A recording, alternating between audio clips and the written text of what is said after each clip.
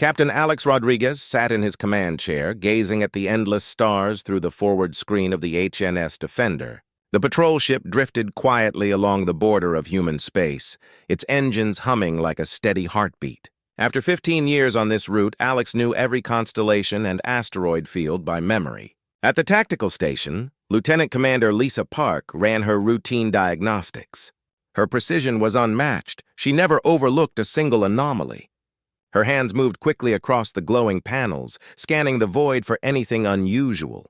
The bridge was calm, illuminated by soft blue lights, while Commander Jake Thompson stood near navigation, reading patrol reports from nearby vessels.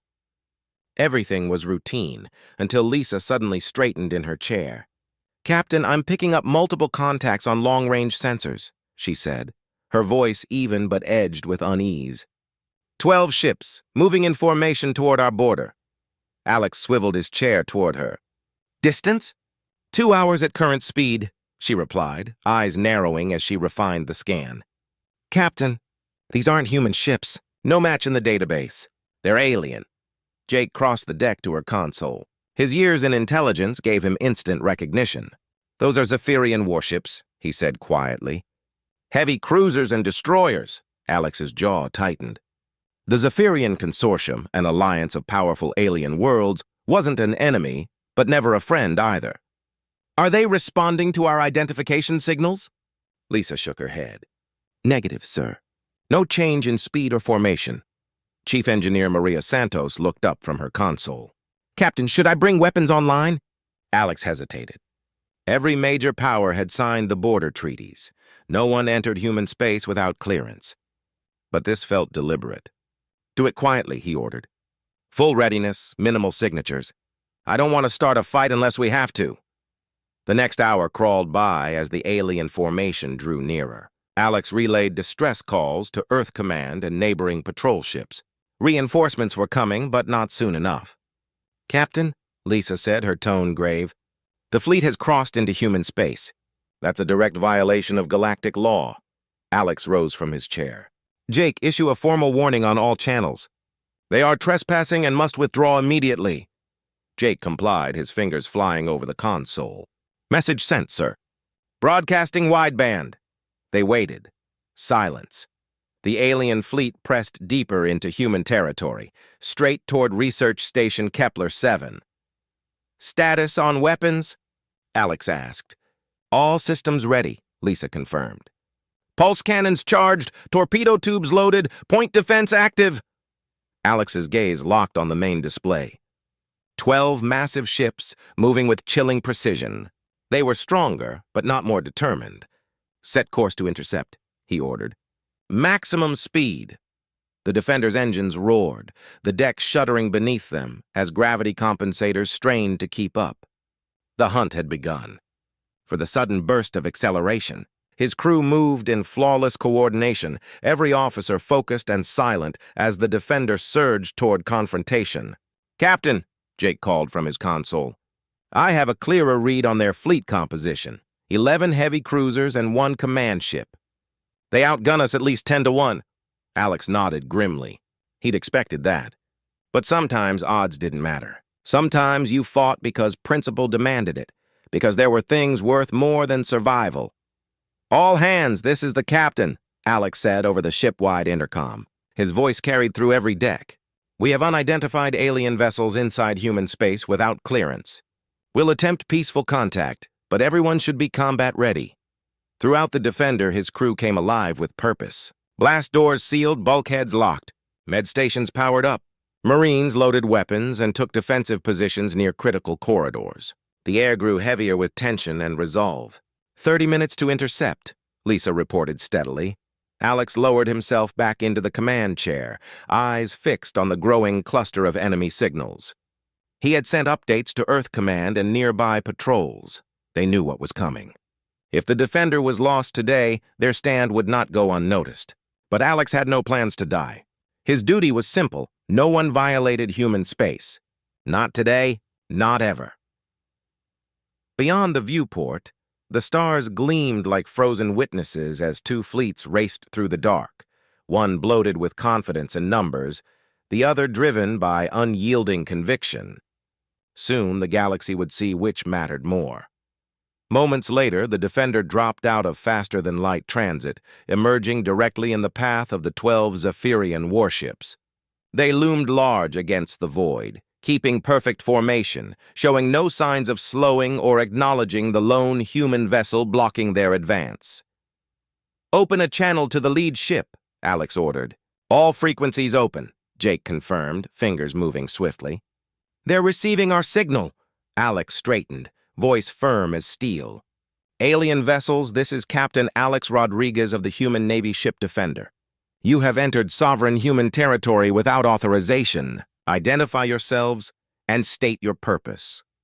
For a long, suffocating minute, there was only silence. Then the main screen flickered. A face appeared, gray-skinned, dark-eyed, with slit-like vents where a nose should be. The translator rendered its words smoothly. "I am Admiral Kethar of the Zephyrian Consortium Fleet," the alien said, tone dripping with irritation. "We are conducting routine surveys of this region. Your interference is unnecessary." Alex's jaw clenched. The arrogance in that voice was unmistakable. "Admiral, you are in direct violation of galactic law. You will withdraw immediately." Kethar's expression shifted, and a harsh rasping sound escaped its throat, mocking laughter.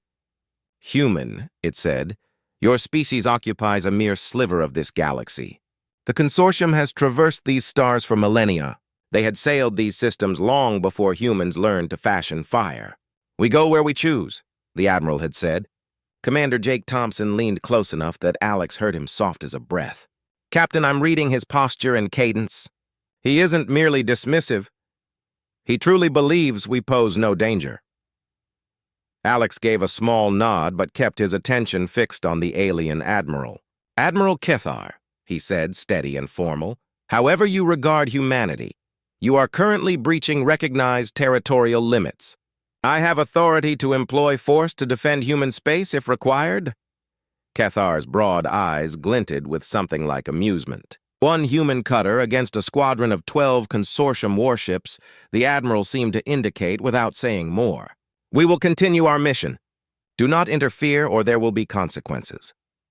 Then the link cut. For a heartbeat, the forward console showed only a blank field. Alex looked slowly around the bridge. Every face held the same tight mix of anger and resolve. "Well, that went as we feared," Lisa muttered from the tactical console. "They regard us as an irritant. Active scans across the formation," Jake reported. "They're mapping our defense nodes and collecting data on Kepler-7. This is no longer a mere trespass. They're harvesting intelligence on our capabilities." Alex rose and crossed to the tactical display. On the map, the alien vessels were spreading outward in a deliberate sweep, a geometry meant to let their sensors touch many sites in quick succession. Their intent was becoming obvious. "Maria, weapon status?" Alex asked. Chief Engineer Maria Santos glanced up from her panels and gave a reply. "All systems charged and reporting green, Captain. I've been running signature analysis on their hulls and fields. Their shields look like standard plasma lattice defenses. Our ordnance should penetrate at range." "Any ETA for friendly units?" he asked Jake. "HNS Guardian and Sentinel are en route, but they're 2 hours out," Jake said. "Earth Command has cleared you to take whatever measures you judge necessary to protect human assets." 2 hours felt like an eternity. By then, the consortium could finish cataloging everything worth taking and then move on. Alex turned back to the viewport and let the cold stars settle his temper. This could not be allowed to continue. "Open the channel," he ordered. Jake's hands flew. "Channel open, sir." "Admiral Kethar, Captain Rodriguez of the Human Navy speaking. Consider this your final warning. Halt your scans and withdraw from human space at once, or I will be forced to commence fire." The reply came fast. Kethar's visage returned, harder, shadowed with something like ire. "Human," the Admiral said, voice flat. "You dare threaten the consortium fleet? A single craft against 12. You are either fearless or foolish." Alex's answer was quiet and measured. "Call it determination. This sector is human territory. You will honor our sovereignty." Kethar leaned forward as if to punctuate the point with his frame. "Very well. We shall show you the cost of defiance. Fleet, assume battle posture. Destroy their vessel. The comms dropped out. On the bridge, the crew snapped into practiced motion. Bulkheads sealed. Battle lights painted the consoles in urgent red. Marines moved to forward choke points with rifles slung and faces set. Sensors flared and weapons cycled into ready states. "Captain," Lisa called, voice sharp. "They're changing formation to encircle. Weapons are powering across the fleet." Alex sank back into his chair and found the armrests with both hands. He looked at each officer in turn, at the Marines, at the pale glow of the main display. "All hands, this is the captain. We're about to engage an overwhelmingly superior force to defend human space. Remember your drills. Trust." From engineering, Maria's voice cut through the tension. "Captain, I'm diverting power from non-essential systems to shields and weapons. We can boost firepower by 30% for the opening minutes of the engagement." "Good work, Maria," Alex replied. "Lisa, lock onto the nearest cruiser. Show them humans don't retreat from a fight." Silence fell on the bridge, aside from the low thrum of reactors and the steady chirp of tactical readouts. On the forward screen, the enemy vessels neared, their weapon arrays burning with lethal intent. Alex watched the tactical map and waited for the precise instant to act. The Zephyrians had assumed this would be a simple clash with one small cutter, an easy demonstration of dominance. They were about to discover that humanity had endured and flourished in a hostile cosmos by refusing to cower. The open energy lances streaked from the Zephyrian line like forked lightning tearing through the black. Captain Alex Rodriguez tightened his grip on the chair as the HNS Defender shuddered under incoming impacts. The defensive screens blossomed electric blue as they soaked up the strikes. "Shields down to 85%, Lisa reported, voice steady. "They're holding." "Return fire," Alex ordered. "Target their lead cruiser." The Defender's pulse batteries discharged in tight, harmonized bursts, pouring filaments of concentrated energy toward the closest enemy. The beam punched into the cruiser's field, making it flare in orange embers, but the alien hulls dwarfed the human ship in mass and armor. "Their shields remain online," Lisa said. "We've inflicted damage, though." Alex tracked the tactical feed as additional enemy vessels pivoted to close the angles. The consortium hoped to crush the lone Defender by sheer weight of metal and coordinated fire. That was the plan. Alex had anticipated it. "Maria, push the engines!" "Everything you've got," he commanded. "We're moving." Maria's hands danced over her console. "Engines at 110%, she called. "I can hold this output for maybe 20 minutes before the core risks critical wear." "That's all the window we need," Alex said. "Jake, flank vector to Research Station Kepler 7. Full burn." Without warning, the Defender sprang ahead, exploiting its superior acceleration and nimbleness to fracture the encirclement. Alex knew the Zephyrian flotilla would pursue, exactly as he'd planned. "Fleet is pursuing," Jake confirmed. "They hold formation but can't match our thrust." Alex let a rueful half-smile cross his face. Humans prized speed and agility. Their ships were built to punch above their weight. The alien vessels favored raw, destructive capacity. Now both philosophies would be tested. Kepler 7 resolved on the main viewer as a cluster of linked cylinders and docking rings. Several civilian transports lay berthed near research modules, protected only by two small security corvettes not intended for pitched battles. Alex switched to the emergency frequency.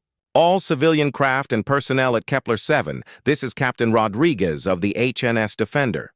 Hostile warships are approaching. Commence immediate evacuation and clear the station." Dr. Helen Price, the station commander, replied without delay. "Captain Rodriguez, this is Dr. Price. We're initiating evacuation, but we require 30 minutes to secure critical research data." "You have 20, Alex answered. "After that, I cannot guarantee survival." Positioning the Defender between the oncoming armada and the cylindrical cluster, Alex accepted the imbalance in numbers. 12 enemy ships against one human patrol. Yet he knew the consortium had misread how human vessels were conceived, built to meet overwhelming opposition and survive. "Lisa, scan their deployment for weaknesses. Where do their sensors leave gaps? How do we exploit them?" Lisa leaned over the tactical map, studying pings and vector lines. They're holding a classic wall formation, maximum broadside power at the cost of maneuverability, she said. If we can get behind their arc, we can strike less shielded sections and force them to reorient. Alex's eyes narrowed. Weave the ship into their blind spots and create a crossfire. Draw them close to Kepler-7, but keep their attention on us. If we can bait them into overcommitment, the reinforcements will arrive into an advantageous firing solution. Prepare to execute on my mark. Now execute several of their vessels before they can swing to face us. Excellent idea, Alex said. Maria, can you give the engines a short burst of extra power when I call for it? I can push for 5 minutes at 130%, Maria answered, but only a single kick. After that, we need time to cool the drive.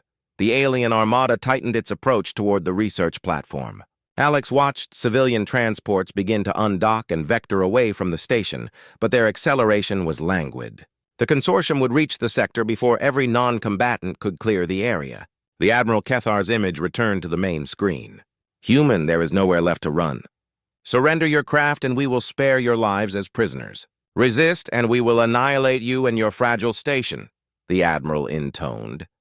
Alex met those large, dark eyes without flinching. Admiral, you are mistaken about our position. This is human sovereign space, and you are not welcome. Leave while you may. A rasp that might have been laughter rippled across the feed. One cutter against a dozen warships, Kethar seemed to say with quiet contempt. Bravery is cute, but futile. We will take what we want, and you cannot stop us. We'll see about that, Alex replied, voice steady. Jake, cut the channel. The image died. Alex faced his crew. All hands. This is the moment.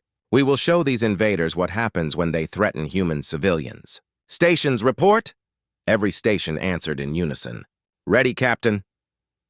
On the tactical display, the Zephyrian flotilla was already spreading to ring the complex, moving with deliberate slowness and an arrogance bred by unchallenged superiority. Their confidence would become a fault. Maria, deliver that engine boost now, Alex ordered. A quick, precise tempo of commands snapped the ship into motion. Power boost engaged, Maria called. Engines at 130%. The Defender leapt forward like a bolt, streaking past the alien line and curling in behind their formation. The bridge crew operated like a razor, each movement honed for lethal efficiency as they prepared to strike weak points. Target the rearmost cruiser, Alex directed. All weapons, maximum output. The Defender's batteries spat a focused, concentrated barrage that struck the cruiser from the rear with sudden, brutal force. The enemy's aft shields buckled and ruptured in orange-tinged flare. Hull plating ruptured. Fire bloomed across its skin. Engines went silent. The vessel began to tumble in the void. 1 down. 11 remain, Lisa said, voice tight with grim pleasure. Predictably, the remaining ships reacted. They pivoted and stretched their formation, trying to bring converging fire onto the nimble human cutter. Alex knew the element of surprise had been spent, but the point had been proved. The consortium could be wounded. They could be outflanked and bled by those who knew how to fight.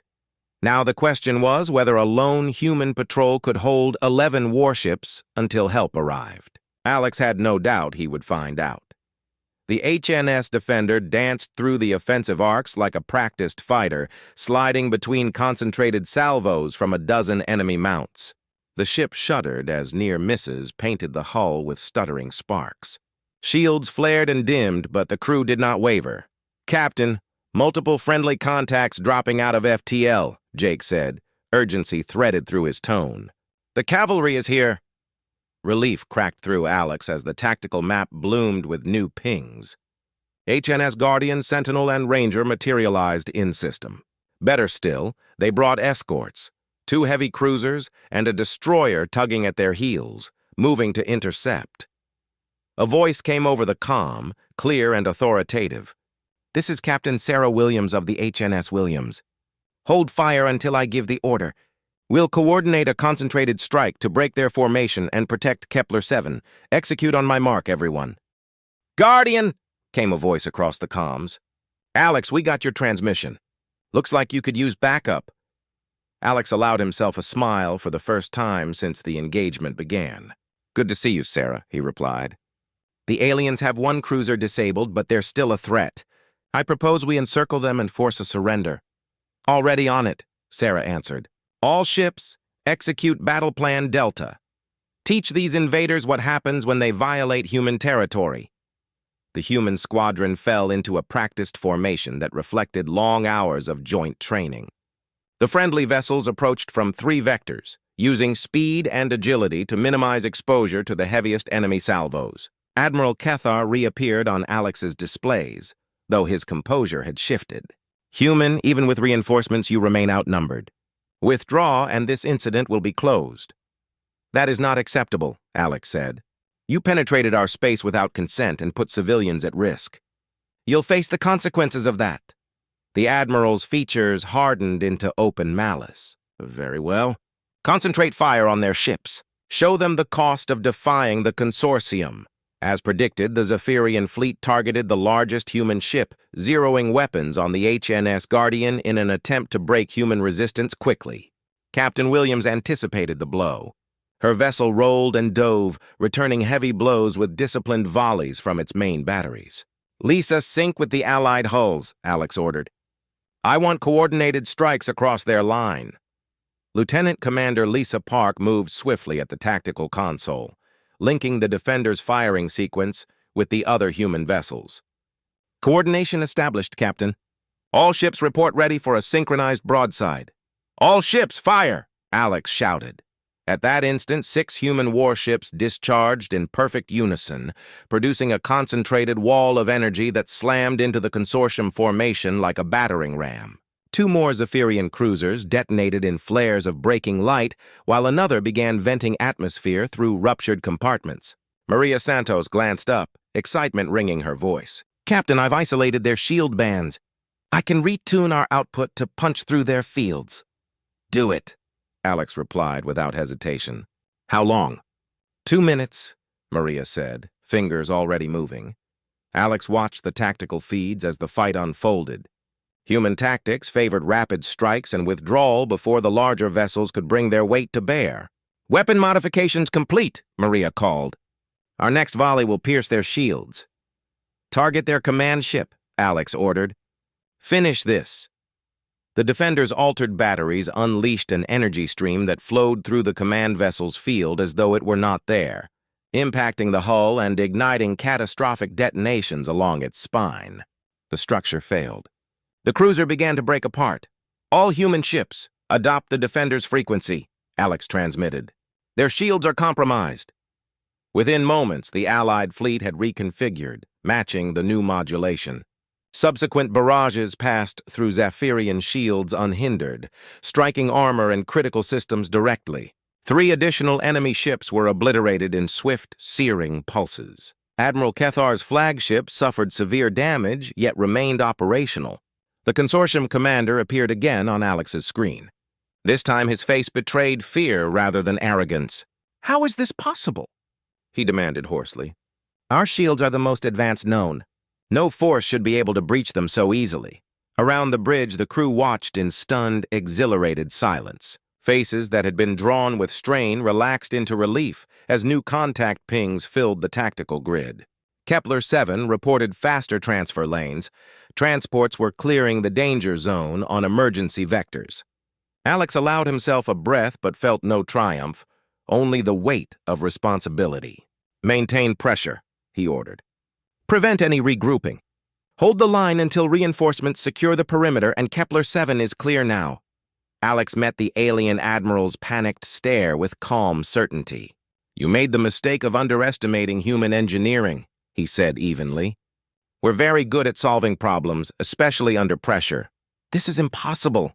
Admiral Kethar's voice broke, his composure shattering. We are the consortium.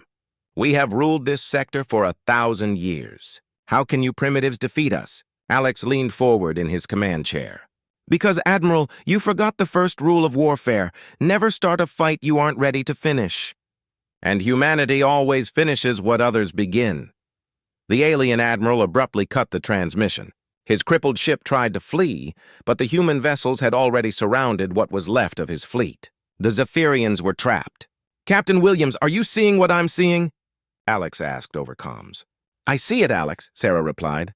The mighty consortium fleet is trying to surrender. How do you want to proceed? Alex considered carefully. The aliens had invaded human space and threatened civilians, but they were beaten, powerless, and terrified. His next choice would define humanity's reputation across the stars. Prepare boarding teams, he said at last. We're taking control of what's left. Then we'll discuss what it means to trespass in human territory.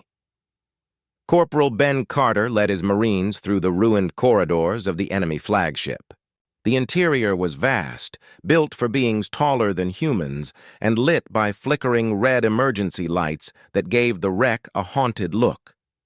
His team advanced cautiously through the smoke and debris until they found Admiral Kethvar still seated on his shattered bridge, staring blankly at the tactical screen showing his annihilated armada. "Admiral," Ben said through his suit's translator, "you're ordered to come with us to the Defender for questioning." The alien rose slowly, grimacing from injuries. "I do not understand," he murmured. "We had superior numbers and weapons. How did you defeat us so completely?" Ben regarded him with something like pity. "You assume that bigger means better. Sometimes it's not how many ships you have, it's how well you use them." An hour later, Admiral Kethvar sat across from Captain Rodriguez and Commander Thompson aboard the HNS Defender. Two other surviving Zephyrians, including Navigator Thren, sat beside him. "Admiral," Alex began, "your fleet violated human sovereign space, ignored repeated warnings, and attacked a civilian installation. Under galactic law, we could execute you as pirates." Kethvar lifted his head weakly. "Then why haven't you?" "Because dead enemies can't deliver messages," Alex replied coolly. "And I have one that needs to reach every corner of the galaxy." "What message?" Thren asked nervously. Commander Thompson answered, "That human space is exactly that. Human space. Enter uninvited and face the consequences." Kethvar blinked in disbelief. "You are a small species. You control so little of the galaxy. How can you enforce this?" Alex gave a thin smile. "You just learned how, Admiral. We may hold little territory, but we defend every inch of it. And we possess something your consortium clearly lacks. What could that be?" "The will to fight for what's ours," Alex said, "and the skill to win, no matter the odds." He rose and gestured to the viewport, where the wreckage of 11 consortium warships drifted in silence. "I'm going to surprise you," he said. "We'll repair your ship and let you go home." The aliens looked stunned. Thren spoke first. "You're not going to execute us or imprison us?" "No," Alex replied. "You're going to deliver a message. Tell your leaders exactly what happened here. Make sure they understand. Humanity is not weak and we are not afraid." Kethvar stared at him. "You would trust us to tell the truth?" Alex folded his arms. "You've just watched 12 of your ships fall to 6 of ours. You saw us adapt our weapons mid-battle to pierce your most advanced shields. Do you really think anyone would believe you if you tried to spin this as anything but a defeat?" The Admiral was silent for a long moment. "No," he finally said. "No one would believe it unless they heard it from those who survived." "Exactly," Alex replied. "You'll return home and tell them humanity has drawn a line in the stars, and that crossing it means destruction." Commander Thompson leaned forward. "And be sure to mention this was only one patrol ship and a few reinforcements.